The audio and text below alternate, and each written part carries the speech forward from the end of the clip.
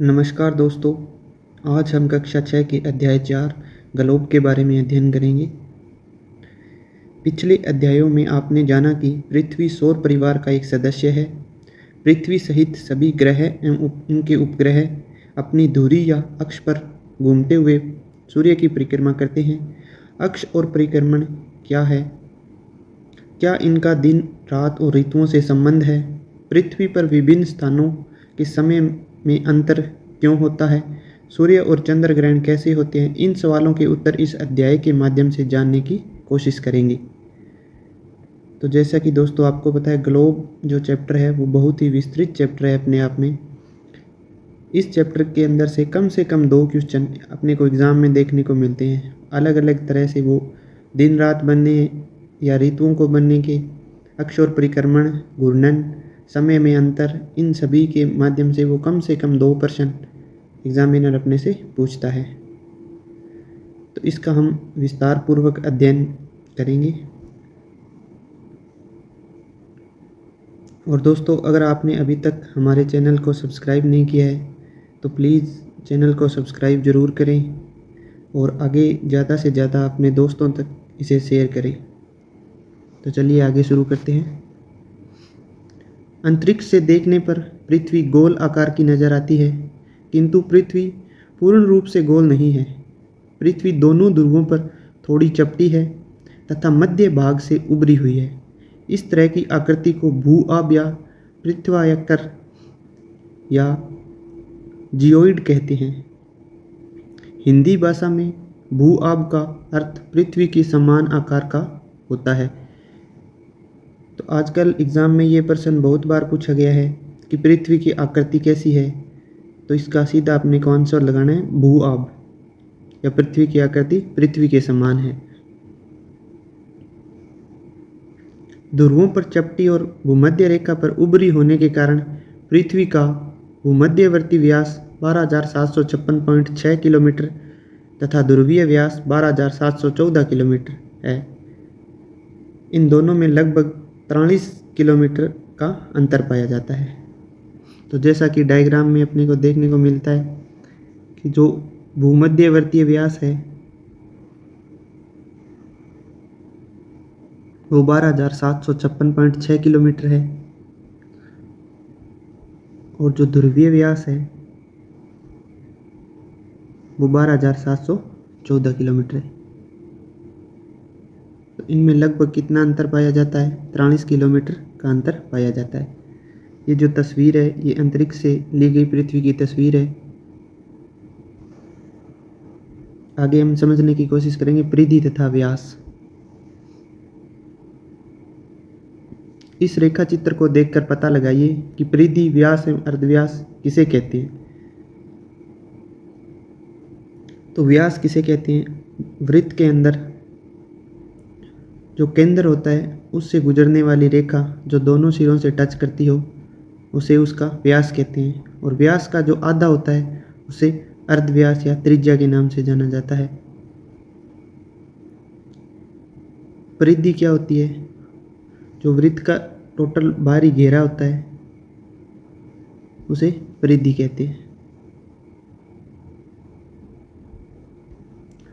पृथ्वी की भूमध्य रेखीय परिधि लगभग 40,075 किलोमीटर एवं ध्रुवीय परिधि लगभग 4,008 किलोमीटर है।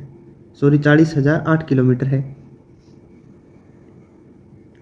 पृथ्वी के इस भू-आबीय आकार का पता सन 1671 में फ्रांस के एक खगोल शास्त्री रिचर को तब चला जब उन्हें फ्रांस के राजा लुई 14 ने फ्रेंच गुयाना प्रदेश, जो दक्षिण अमेरिका में एक टापू है, वहां पर भेजा। वह टापू विषुवत रेखा के पास था। जहां पहुंचने पर रिचर ने देखा कि उनकी पेंडुलम घड़ी प्रतिदिन फ्रांसीसी समय से 2.5 मिनट पीछे चल रही थी। उस समय रिचर इसके कारण को जान नहीं सके, परंतु 1687 में जब न्यूटन ने अपने गुरुत्वाकर्षण और गति के नियम को प्रकाशित किया तब रिचर ने अनुमान लगाया कि वह टापू चूंकि विषुवत रेखा के समीप था तथा फ्रांस विषुवत रेखा से दूर उत्तर में स्थित है, इसलिए वहां गुरुत्वाकर्षण फ्रांस की तुलना में कम होने से पेंडुलम की गति धीमी हो गई थी। यह अनुमान लगाया गया कि विषुवत रेखा के आसपास के क्षेत्र पृथ्वी के केंद्र से उत्तरी क्षेत्रों के मुकाबले दूर होंगे। इसी वजह से वहाँ गुरुत्वाकर्षण में कमी रही होगी। इस प्रकार रिचर के इस अनुमान द्वारा घड़ी के धीरे हो जाने का कारण तो पता चल रहा है, परंतु इससे पता नहीं चलता कि पृथ्वी विषुवत रेखा के पास फैली हुई और ध्रुवों के पास चपटी क्यों है, जिसे समझने के लिए हम ग्लोब का प्रयोग कर सकते हैं। वास्तव में पृथ्वी का अपने अक्ष पर लट्टू की तरह घूमने के कारण लगने वाले बल, केंद्र प्रसारण या केंद्र से दूर धकेलने वाला बल या अपकेंद्रीय बल द्वारा पृथ्वी भूमध्य भाग में उभार लिए हुए तथा ध्रुवों पर चपटी है। तो पृथ्वी किस कारण से तो चपटी है और क्यों उभार लिया हुआ है, उसके लिए जो एक बल कार्य करता है वह है केंद्र प्रसारण, केंद्र से दूर धकेलने वाला बल या अपकेंद्रीय बल,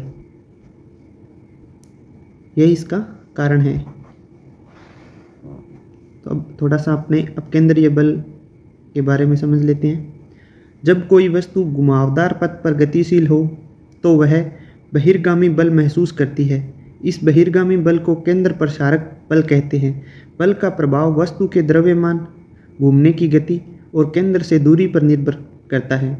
वस्तु जितनी बड़ी और वजनदार हो, जितनी तेजी से घूम रही हो और केंद्र से जितनी दूर हो, केंद्र प्रसारक बल उतना ही अधिक प्रभावशाली होता है। तो इस डायग्राम में दिखाया गया है केंद्र प्रसारक बल और केंद्राभिमुखी बल। तो जो बाहर की तरफ लगने वाला बल है उसे केंद्र प्रसारक बल कहते हैं, और उसके बिल्कुल विपरीत दिशा में जो बल लगेगा उसे क्या कहते हैं, केंद्राभिमुखी बल। अब आगे अपने देखते हैं ग्लोब क्या है। ग्लोब पृथ्वी का एक लघु प्रतिरूप है। पृथ्वी के विभिन्न भौतिक प्रतिरूपों, महाद्वीपों, महासागरों, विभिन्न देशों, द्वीपों आदि की आकृति, स्थिति, उनकी दिशा आदि को समतल कागज पर बनाए गए मानचित्र की अपेक्षा हम ग्लोब पर ज़्यादा सही रूप में दर्शा सकते हैं। इसलिए ग्लोब पर बने मानचित्र बिल्कुल सही मानचित्र होते हैं। विश्व के मानचित्र एवं ग्लोब की आपस में तुलना कीजिए। तो ग्लोब क्या है? तो ग्लोब पृथ्वी का एक प्रतिरूप है।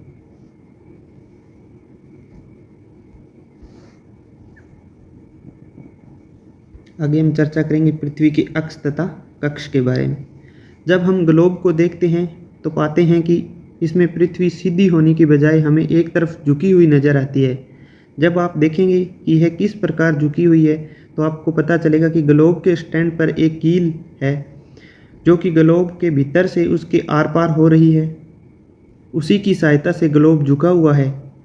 इसी कील को हम अक्ष कहते हैं। जिस कील के सहारे से ग्लोब खड़ा है उसको क्या कहते हैं? अक्ष। इसी अक्ष पर ग्लोब को स्वतंत्र रूप से घुमाया जा सकता है।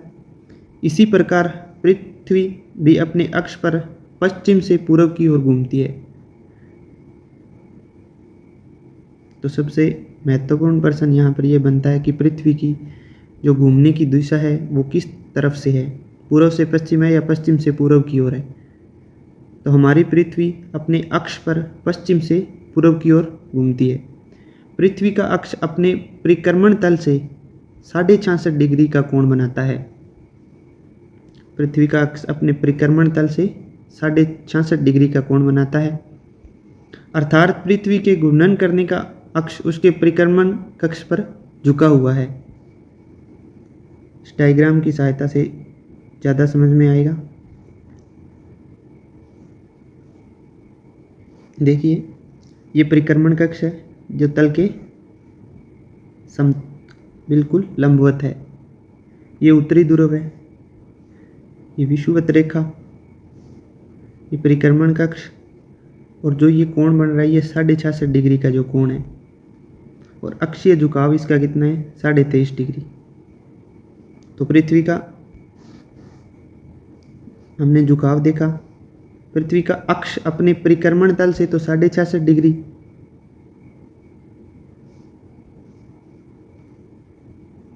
यहाँ ये कितनी डिग्री है? 66.5 डिग्री। और पृथ्वी का अक्षीय झुकाव वो 23.5 डिग्री है। आगे हम बात करेंगे अक्षांश की। अक्षांश क्या होता है उसके बारे में। पृथ्वी पर काल्पनिक रूप से भूगोलवेताओं ने कुछ लेटी हुई तथा कुछ खड़ी रेखाओं की रचना की है। इन्हीं रेखाओं में से पृथ्वी पर आड़ी लेटी हुई जो पूर्व से पश्चिम की तरफ है वो पृथ्वी को दो बराबर भागों में विभाजित करती है। उसे भूमध्य रेखा, विषुवत रेखा आदि नामों से जाना जाता है। इस प्रकार विषुवत रेखा वह रेखा है जो पृथ्वी को उत्तर एवं दक्षिण दो बराबर भागों में विभाजित करती है। विषुवत रेखा के उत्तर में स्थित भाग को उत्तरी गोलार्ध तथा दक्षिण में स्थित भाग को दक्षिण गोलार्ध कहा जाता है। जैसे मान लिए अपने ने देखा कि पृथ्वी लगभग गोल है, इस हिसाब से तो ये जो बीच से जो रेखा आती है ये इसको उत्तर नॉर्थ और ये साउथ दो अलग अलग भागों में विभाजित करती है। तो जो नॉर्थ वाली साइड है उसे उत्तरी गोलार्ध और जो नीचे की तरफ है उसे दक्षिण गोलार्ध के नाम से जाना जाता है। इसी भूमध्य रेखा से उत्तर या दक्षिण की तरफ स्थित किसी भी स्थान की कोणीय स्थिति ही अक्षांश कहलाती है। उत्तर और दक्षिण में विभाजन की दृष्टि से कुल 180 अक्षांश होते हैं। तो ये एक बहुत ही शानदार प्रश्न है कि अक्षांशों की कुल संख्या कितनी होती है। तो अक्षांश कुल कितने होते हैं? 180 अक्षांश होते हैं। समान अक्षांशों को मिलाने वाली रेखा को अक्षांश रेखा के नाम से जानते हैं। इस प्रकार सभी अक्षांश रेखाएं विषुवत रेखा के समांतर पूर्व से पश्चिम की ओर खींची जाती है। विषुवत रेखा या भूमध्य रेखा के समांतर ये लाइन खींची जाती है। विषुवत रेखा से उत्तर तथा दक्षिण की तरफ जाने पर अक्षांश रेखाओं की लंबाई में कमी आती जाती है। उत्तर तथा दक्षिण ध्रुव तो बिंदु है, मतलब बिल्कुल ही शून्य है, बहुत ही थोड़ी जगह उनके अंदर शेष रह जाती है। जो लाइनें बिल्कुल छोटी छोटी लाइनों के रूप में है, अंतिम लाइन तक जाते बिल्कुल एक बिंदु का आकार ले लेती है। 90 डिग्री उत्तरी अक्षांश को उत्तरी ध्रुव तथा 90 डिग्री दक्षिण अक्षांश को दक्षिणी ध्रुव कहा जाता है।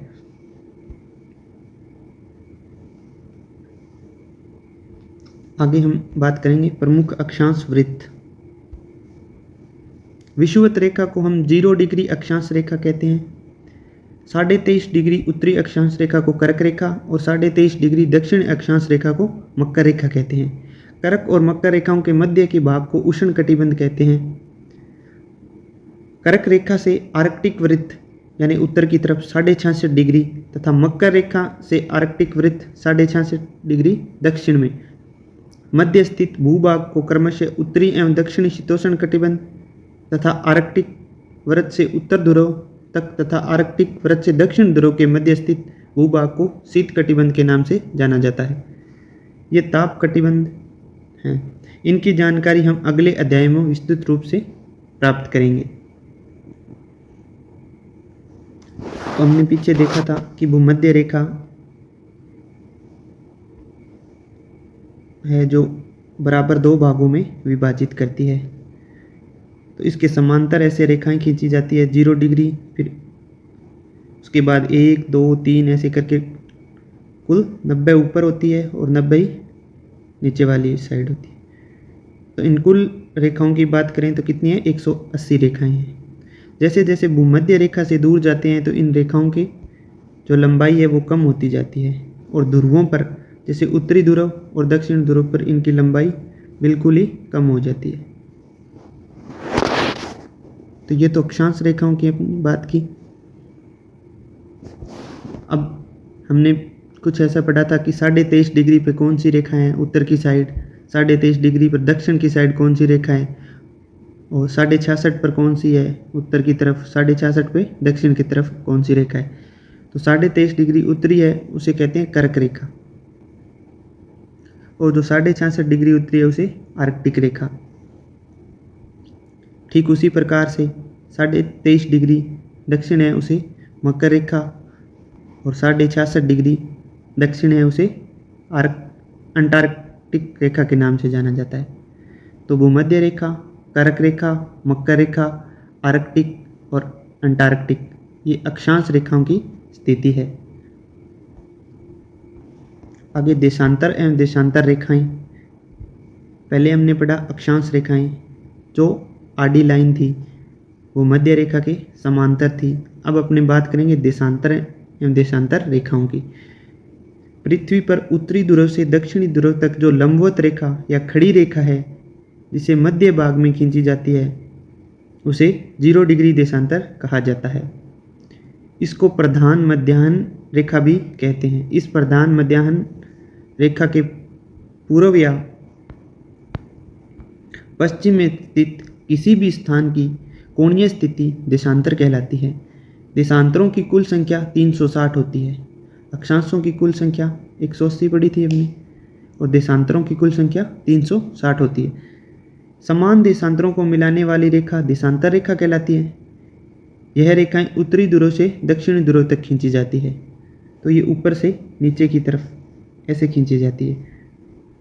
इनकी कुल संख्या कितनी होती है? तो इनकी कुल संख्या 360 होती है। तो ये देशांतर रेखाएं हैं, डायग्राम में आप देख सकते हैं इस प्रकार से खींची गई है। ये ग्रीनविच रेखा है और इनकी कुल संख्या 360 होती है। 180 इधर वाली साइड से हो जाएगी, 180 दूसरी साइड से हो जाएगी, तो कुल संख्या 360 हो जाएगी। आगे देखिए, 0 डिग्री देशांतर रेखा को मानक या ग्रीनविच रेखा भी कहा जाता है। मानक रेखा या ग्रीनविच रेखा कौन सी है? तो 0 डिग्री देशांतर रेखा, जो कि इंग्लैंड के ग्रीनविच शहर से होकर गुजरती है। इस रेखा के पश्चिम में स्थित 180 देशांतर तक पश्चिम देशांतर तथा पूर्व में 180 देशांतर तक पूर्वी देशांतर रेखाएं स्थित है। स्थानीय एवं मानक समय। अब बात करेंगे समय की कि स्थानीय समय कैसे होता है, मानक समय कैसे होता है, कौन सी रेखा है जिसे मानकर समय की गणना की जाती है। तो चलिए देखते हैं। अब तक हम यह जान चुके हैं कि पृथ्वी अपने अक्ष पर पश्चिम से पूर्व दिशा की ओर घूमती है। इस वजह से पृथ्वी के पूर्वी भाग में सूर्योदय पहले होता है तथा पृथ्वी 24 घंटे में एक घूर्णन को पूरा करती है। इस प्रक्रिया में पृथ्वी अपने अक्ष पर 360 डिग्री घूमती है। चूँकि 24 घंटे में पृथ्वी 360 डिग्री घूमती है तो ये 1 घंटे में 15 डिग्री घूमेगी, क्योंकि 360 डिग्री बटा में 24 घंटे, तो लगभग क्या पूरा ही 15 आएगा इसका मान। इस प्रकार पृथ्वी को 1 डिग्री घूमने में 4 मिनट का समय लगता है, जिसे हम दिए गए सूत्र की सहायता से समझ सकते हैं। देखिए कैसे करेंगे। 360 डिग्री घूमती है पृथ्वी, कितने घंटे लेती है? 24। अब इसको काट देंगे 12 के पहाड़े से। ऊपर आ गया 30, नीचे आ गया 2 से फिर काट देंगे 15। ऊपर डिग्री था 360, नीचे 24 घंटे थे, तो ये मान आ गया इसका 15 डिग्री। पृथ्वी 15 डिग्री में घूमती है, मतलब 1 घंटे में कितने डिग्री घूमती है? 1 घंटे बराबर 15 डिग्री। 1 घंटे की 15 डिग्री घूमती है। 1 घंटे में कितने मिनट होती है? 60 मिनट। 60 मिनट में 15 डिग्री, तो 1 डिग्री घूमने में कितना समय लगेगा? 4। 15 के पहाड़े से इसको काट दिया, 15 चौके 60, तो 1 डिग्री घूमने में इसे कितना समय लगेगा? 4 मिनट। 1 डिग्री घूमने में 60 मिनट बटा 15 डिग्री बराबर 4 मिनट। इस प्रकार आप समझ गए होंगे कि सूर्य की किरणें को एक देशांतर से दूसरे देशांतर तक पहुंचने में 4 मिनट का समय लगता है। पृथ्वी जब अपने अक्ष पर पश्चिम से पूर्व की तरफ घूमती है तो सूर्य की किरणें देशांतर रेखाओं पर पड़ती है, जिसमें पहले ये किरणें पूर्वी देशांतर पर और बाद में पश्चिम देशांतर पर पड़ती है। इस प्रकार किन्हीं 2 देशांतरों के मध्य 4 मिनट के समय का अंतराल होता है।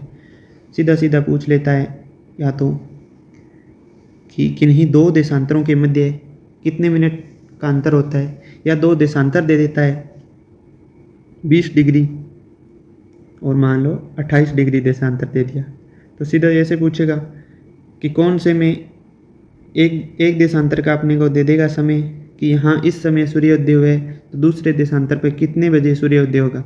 तो जितना देशांतर है उसको 4 से मल्टीप्लाई करके और आंसर लिख देंगे। स्थानीय समय। किसी स्थान का सूर्य की स्थिति से ज्ञात किया गया समय उस स्थान का स्थानीय समय होता है। जब सूर्य हमारे सिर की सीध में ऊपर होगा तो 12 बजे का समय माना जाएगा। उस स्थान पर किसी खंभे की सबसे लंबी परछाई क्रमशः सूर्योदय और सूर्यास्त को बताती है। एक ही देशांतर पर स्थित सभी स्थानों के समय एक जैसा तथा पूर्व पश्चिम में हर देशांतर पर स्थानीय समय अलग अलग होता है। अतः हम जब किसी स्थान से 1 डिग्री पूर्व की तरफ जाते हैं तो उस जगह के स्थानीय समय में 4 मिनट जोड़ दिए जाते हैं। ठीक ऐसे ही जब हम 1 डिग्री पश्चिम दिशा की तरफ जाते हैं तो उस जगह के स्थानीय समय में से 4 मिनट घटा दिया जाता है। इसे हम एक उदाहरण द्वारा समझ सकते हैं। अगर हम मान लें कि 0 डिग्री देशांतर रेखा पर वहाँ का स्थानीय समय सुबह 8 बजे हैं, तो इसी स्थान से यदि 1 डिग्री पूर्वी देशांतर की तरफ जाते हैं तो स्थानीय समय में 4 मिनट बढ़ा दिया जाएगा। अगर हम पूर्व की तरफ जाते हैं तो 4 मिनट उसमें जोड़ देंगे। अगर हम पश्चिम की तरफ जाएंगे तो 4 मिनट उसमें से माइनस कर देंगे। तो इस प्रकार वहाँ 8:04 हो जाएंगे। जबकि 1 डिग्री पश्चिम देशांतर की ओर जाने पर स्थानीय समय 8 बजे है, उसमें से 4 मिनट अपने माइनस कर लेंगे तो 7:56 हो जाएंगे। इस प्रकार से हमने देखा कि अगर हम पूर्व की तरफ जाते हैं तो समय में 4 मिनट प्लस कर दिया जाएगा। अगर पश्चिम की तरफ जाते हैं तो समय में से 4 माइनस कर देंगे। प्रमाणिक समय, आगे बात करते हैं प्रमाणिक समय क्या होते हैं। हमें यह जानकारी मिलती है कि प्रत्येक देशांतर का अपना अलग अलग समय होता है। इस तरह किसी भी एक देश में कई देशांतर रेखाएं होती है तो एक देश में कई स्थानीय समय हो सकते हैं। सभी स्थानों का समय उनके देशांतरों से निर्धारित करेंगे। किसी भी देश के एक निश्चित समय का पता लगाने में समस्या आएगी क्योंकि वहाँ से अनेक देशांतर रेखाएं गुजरती है। जैसे जब जयपुर में 8 बजे होंगे तब जैसलमेर में 7:40 का समय होगा, क्योंकि इन दोनों शहरों के मध्य 5 देशांतरों का अंतर है। अब आप सोच सकते हैं कि इस प्रकार के समय में अंतर से हमें सभी के कार्यों पर अलग अलग स्थानों के कारण अलग अलग समय होने पर बहुत असुविधा होगी। इस समस्या को सुलझाने के लिए प्रत्येक देश ने अपना प्रमाणिक समय निर्धारित किया है, जो उस देश के मध्य भाग से गुजरने वाले देशांतर रेखा से निश्चित किया गया है। इस रेखा पर होने वाले समय को उस देश का प्रमाणिक समय या मानक समय कहते हैं। तो प्रमाणिक समय या मानक समय क्या है? देश के जो मध्य से जो देशांतर रेखा गुजरती है उस पे जो समय होता है उसको प्रमाणिक या मानक समय मान लिया गया है। हम मानक समय की गणना ग्रीनविच जो 0 डिग्री देशांतर पर स्थित है के संदर्भ में करते हैं। उदाहरण के लिए हमारे देश का मानक समय 82.5 डिग्री पूर्वी देशांतर से निर्धारित किया जाता है। बहुत ही इम्पोर्टेंट क्वेश्चन है ये कि हमारे देश का समय कौन सी देशांतर रेखा से तय किया जाता है। कई बार तो वो सीधा पूछ लेता है 82.5 डिग्री पूर्वी देशांतर, 82.5 डिग्री पश्चिमी देशांतर। तो याद रखना है कि पूर्वी देशांतर से निर्धारित किया जाता है। चूँकि यह देशांतर ग्रीनविच से 82.5 डिग्री पूर्व दिशा में स्थित है, इसलिए ग्रीनविच रेखा के स्थानीय समय में 5.5 घंटे जोड़ने पर भारत के समय का पता लगाया जाता है। देखिए अपने ने पढ़ा था कि अगर पूर्व की देशांतर की तरफ जाते हैं तो एक देशांतर आगे बढ़ते हैं तो 4 मिनट का समय जोड़ लिया जाता है। इसी प्रकार 82.5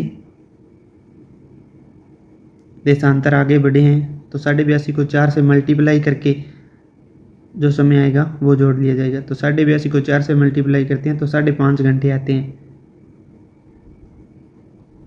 तो उसमें जो 0 डिग्री देशांतर पर जो समय है, जो ग्रीनविच पर समय है, उस समय में 5.5 घंटे हम जोड़ लेते हैं तो वो भारत का समय आ जाता है। ये कुछ सागर महासागरों की मैप है। आगे देखिए, यदि किसी देश का पूर्व पश्चिम विस्तार अधिक हो तब ऐसी स्थिति में उस देश में एक से अधिक मान्य समयों का निर्धारण किया जाता है, क्योंकि पश्चिम एवं पूर्व समय में अंतराल बहुत अधिक होता है। रूस, अमेरिका, कनाडा, ऑस्ट्रेलिया आदि देशों में एक से अधिक मानक समय है। भारत का तो एक ही मानक समय है जो 82.5 डिग्री से लिया जाता है, 82.5 डिग्री पूर्वी देशांतर से। लेकिन कई ऐसे देश हैं जिनका पूर्व पश्चिम विस्तार बहुत अधिक है, तो वहाँ पर अलग अलग मानक रेखाओं को मानकर वहाँ का मानक समय लिया जाता है। जिसमें मुख्य रूप से रूस, अमेरिका, कनाडा, ऑस्ट्रेलिया आदि देश हैं जहाँ पर एक से अधिक मानक समय है। अंतर्राष्ट्रीय तिथि रेखा 180 डिग्री पूर्वी देशांतर तथा 180 डिग्री पश्चिमी देशांतर की रेखा एक ही होती है, जिसे हम अंतर्राष्ट्रीय तिथि रेखा के नाम से जानते हैं। इस रेखा से नई तिथि की शुरुआत मानी जाती है। 0 से 180 डिग्री पूर्वी देशांतर के बीच का समय आगे और 0 से 180 डिग्री पश्चिम देशांतर के बीच का समय पीछे रहता है। तो एक सिंपल सा प्रश्न यहाँ पे यही बनता है कि अंतर्राष्ट्रीय तिथि रेखा कितने डिग्री है। तो 180 डिग्री पूर्वी देशांतर बोल दो या पश्चिमी देशांतर बोल दो, सीधा 180 डिग्री है, वो क्या है, अंतर्राष्ट्रीय तिथि रेखा है। और इससे किसका निर्धारण होता है, नई तिथि की शुरुआत है इससे मानी जाती है। आगे पढ़ेंगे पृथ्वी की गतियाँ। पृथ्वी पर रहते हुए कभी कभी हमें आश्चर्य होता है कि पृथ्वी पर दिन रात क्यों होते हैं तथा पृथ्वी पर कभी सर्दी, कभी गर्मी और कभी बरसात क्यों होती है। इसका कारण पृथ्वी की गतियाँ है। पृथ्वी की 2 प्रकार की गतियाँ होती हैं। नंबर 1 दैनिक या घूर्णन गति, नंबर 2 पर है वार्षिक या परिक्रमण गति। घूर्णन गति से मतलब है अपने अक्ष पर घूमना और परिक्रमण गति से है सूर्य की ओर चारों ओर चक्कर लगाना। तो अपने पहले देखेंगे घूर्णन गति। आप ये समझ चुके हैं कि पृथ्वी का अपने अक्ष पर घूमना घूर्णन कहलाता है। जैसे लट्टू अपने अक्ष पर घूमता है, ठीक वैसे ही पृथ्वी अपने अक्ष पर 24 घंटों में एक चक्कर पूरा करती है। इसलिए एक दिन 24 घंटे का होता है, जिसे सौर दिवस के नाम से जाना जाता है। एग्ज़ाम में बहुत बार ये प्रश्न आता है, सौर दिवस होता है 12 घंटे का, 24 घंटे का, 6 घंटे का, एक इनमें से कोई नहीं। तो सौर दिवस जो पूरा 24 घंटे होते हैं उसे सौर दिवस के रूप में जाना जाता है। पृथ्वी का अपने अक्ष पर घूर्णन करना 2 कारणों से महत्वपूर्ण है। पहला, पृथ्वी के घूमने से समय के मापन का एक सुविधाजनक पैमाना मिलता है, जिसे 24 घंटे को दिन और रात, घंटों, मिनट तथा सेकंड में विभाजित किया जा सकता है। दूसरा, पृथ्वी की भौतिक व जैविक प्रक्रिया घूर्णन से अत्यधिक प्रभावित होती है। हमारी पृथ्वी के घूर्णन के कारण ही यहाँ पर दिन और रात की प्रक्रिया होती है। तो दिन और रात की प्रक्रिया किसके कारण होती है, घूर्णन के कारण। पृथ्वी पर सभी जीव जंतु इसी दैनिक क्रम के साथ चलते हैं। पेड़ पौधे दिन में सौर ऊर्जा को एकत्र करके रात में उनका उपयोग करते हैं। इसी प्रकार कुछ पशुओं की क्रियाशीलता दिन में होती है तो कुछ की रात में। दिन और रात का यही चक्कर पृथ्वी के दैनिक तापीय चक्र को गतिशील बनाए रखता है। आप पिछले अध्याय में पढ़ चुके हैं कि पृथ्वी सूर्य से प्रकाश प्राप्त करती है। पृथ्वी का आकार गोल है, इसी कारण एक समय में इसके सिर्फ आधे भाग पर ही सूर्य का प्रकाश पड़ता है। सूर्य की तरफ वाले भाग में दिन, लेकिन दूसरा भाग जो सूर्य के विपरीत होता है वहाँ पर रात होती है। इस प्रकार ग्लोब पर वृत्त जो दिन तथा रात को विभाजित करता है उसे प्रदीप्त या प्रकाश वृत्त कहते हैं।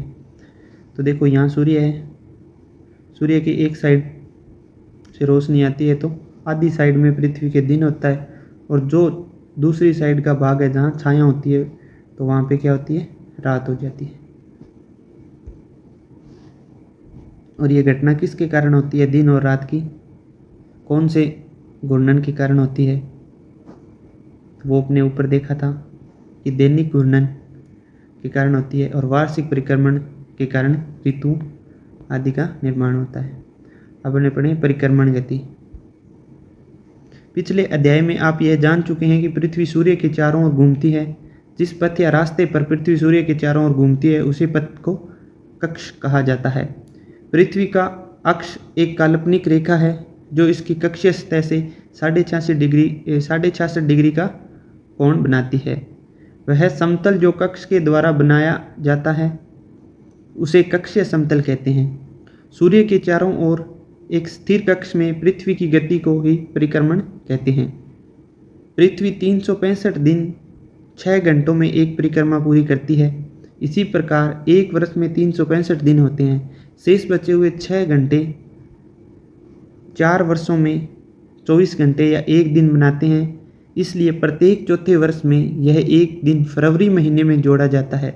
इसी कारण उस वर्ष में हर चौथे वर्ष फरवरी का महीना 28 दिन की बजाय 29 दिनों का हो जाता है, जिसे हम लीप वर्ष या अधिवर्ष कहते हैं। जैसे वर्ष 2012, 16, 20, 24 ये सभी क्या हैं, लीप वर्ष हैं। अब आगे बढ़ेंगे ऋतुएं। आप जानते हैं कि पृथ्वी अपने अक्ष पर 23.5 डिग्री के कोण पर झुकी हुई है। अक्ष पर कितने डिग्री का कोण बनाती है? तो 23.5 डिग्री का। इसी झुकी हुई स्थिति में ही यह सूर्य के चारों ओर अपनी कक्षा में परिक्रमा करती है। उत्तरी और दक्षिणी गोलार्धों में ऋतुओं का एक चक्कर पृथ्वी द्वारा की गई सूर्य की परिक्रमा पर निर्भर करता है। पृथ्वी पर एक वर्ष में मार्च माह से सितंबर माह के बीच सूर्य की सीधी किरणें उत्तरी उष्णकटिबंधीय क्षेत्र अर्थात विषुवत रेखा और कर्क रेखा के मध्य गिरती है। ऊपर हमने पढ़ा था कि कौन सी कर्क रेखा है, कौन सी विषुवत रेखा है, कौन सी मकर रेखा है। इन सभी के बारे में अपने जानकारी प्राप्त पहले ही कर चुके हैं। तो मार्च माह से सितंबर माह के बीच सूर्य की सीधी किरणें उत्तरी उष्णकटिबंधीय क्षेत्र अर्थात विषुवत रेखा की और कर्क रेखा के मध्य गिरती है। इस समय उत्तरी गोलार्ध में गर्मी और दक्षिण गोलार्ध में शीत ऋतु होती है। यही स्थिति पुनः सितंबर माह से मार्च माह के बीच सूर्य की सीधी किरणें दक्षिण उष्णकटिबंधीय क्षेत्र अर्थात विषुवत रेखा और मकर रेखा के मध्य गिरती है। इस समय उत्तरी गोलार्ध में शीत और दक्षिण गोलार्ध में ग्रीष्म ऋतु होती है। तो इस डायग्राम की सहायता से अच्छी तरह से समझ सकते हैं। उत्तरी गोलार्ध में ग्रीष्म ऋतु उत्तरी अयनांत यानी 21 जून को होता है। उत्तरी गोलार्ध में शीत ऋतु दक्षिण अयनांत 22 दिसंबर। उत्तरी ध्रुव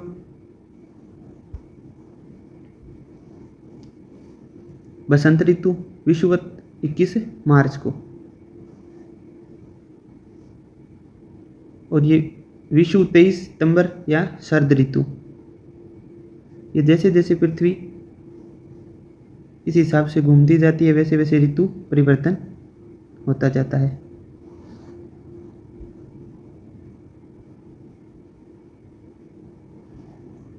पृथ्वी का परिक्रमण अक्ष उत्तरी व दक्षिण अयनांत या विषु और ऋतुएं।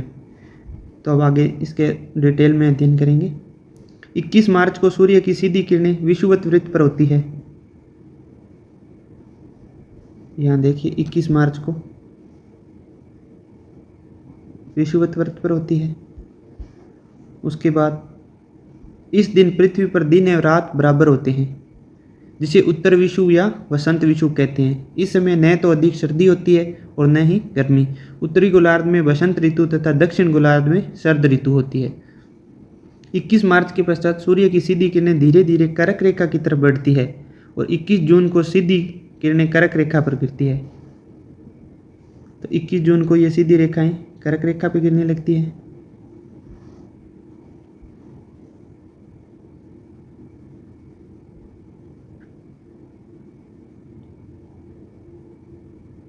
इक्कीस जून के पश्चात सूर्य की सीधी किरणें धीरे धीरे कर्क रेखा से विषुवत रेखा की तरफ बढ़ती है और 23 सितंबर को सीधी किरणें फिर से विषुवत रेखा पर गिरती है। इस दिन पुनः पृथ्वी पर दिन व रात बराबर होते हैं। तो दो अपनों ने ये डेट देखी थी। कौन कौन सी डेट ऐसी है जिन पे दिन और रात बराबर होते हैं? एक तो 21 मार्च और दूसरा 23 सितंबर।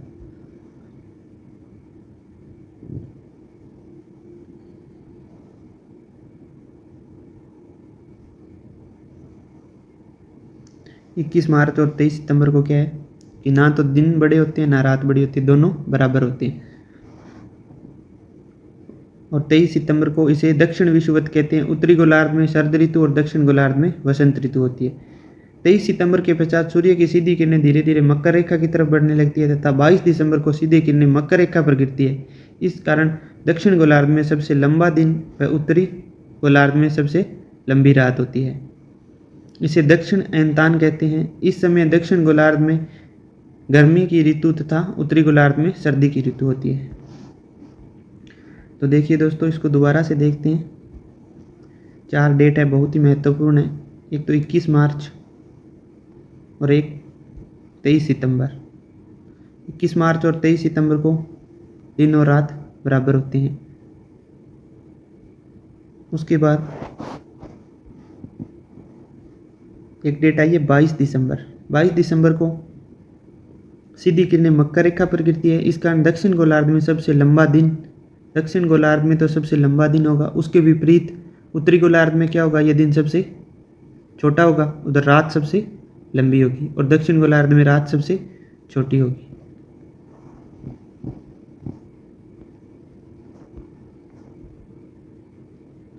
आगे देखिए 22 दिसंबर के बाद सूर्य की सीधी किरणें मकर रेखा से विषुवत रेखा की तरफ बढ़ती है और 21 मार्च को सीधी किरणें पुनः विषुवत रेखा पर गिरती है।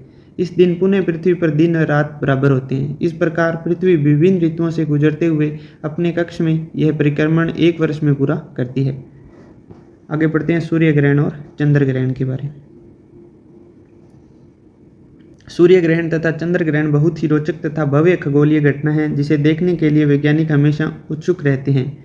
पृथ्वी व चंद्रमा की अपनी अपनी कक्षा में परिक्रमण के दौरान एक स्थिति ऐसी आती है जब सूर्य, चंद्रमा व पृथ्वी एक सीध में आ जाते हैं। इस स्थिति में जब चंद्रमा पृथ्वी से सूर्य के मध्य आ जाता है तब सूर्य से आने वाली किरणें चंद्रमा द्वारा अवरुद्ध हो जाती है।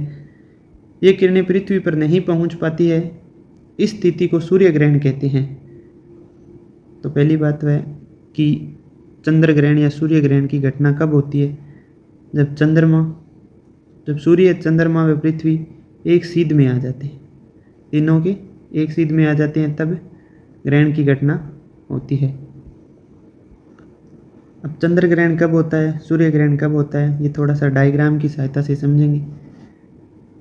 देखिए, सूर्य से लाइट या रोशनी आती है।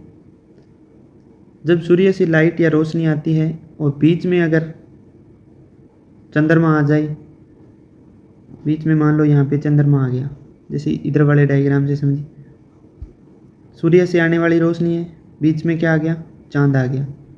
बीच में चांद आने के कारण क्या हुआ, पृथ्वी पर इसकी परछाई गिरेगी और यहाँ तक प्रकाश नहीं पहुँच पाएगा। तो जहाँ जहाँ प्रकाश नहीं पहुँच रहा है वहाँ क्या हो गया, ग्रहण लग गया। तो ये क्या हो गया, सूर्य ग्रहण। और सूर्य ग्रहण कब लगता है, अमावस्या के दिन लगता है। दूसरा क्या है, चंद्र ग्रहण। चंद्र ग्रहण में क्या होता है, होते तीनों सीध में है, चाहे सूर्य ग्रहण हो चाहे चंद्र ग्रहण हो। सूर्य, पृथ्वी और चंद्रमा तीनों एक ही लाइन में होते हैं। जब चंद्रमा बीच में आएगा तो सूर्य ग्रहण होगा और जब पृथ्वी बीच में आएगी तो चंद्र ग्रहण होगा। सूर्य से आने वाली लाइट है, पृथ्वी जब बीच में आ गई तो यहाँ पे जो रोशनी आ रही थी वो रुक गई, तो यहाँ चंद्रमा के पास वो लाइट नहीं पहुँच रही है, इसलिए इसे चंद्र ग्रहण कहते हैं। सूर्य ग्रहण अमावस्या के दिन लगता है, चंद्र ग्रहण पूर्णिमा के दिन लगता है, क्योंकि अमावस्या के दिन तो चंद्रमा होता ही नहीं है, तो लगने का कोई कारण हो ही नहीं सकता।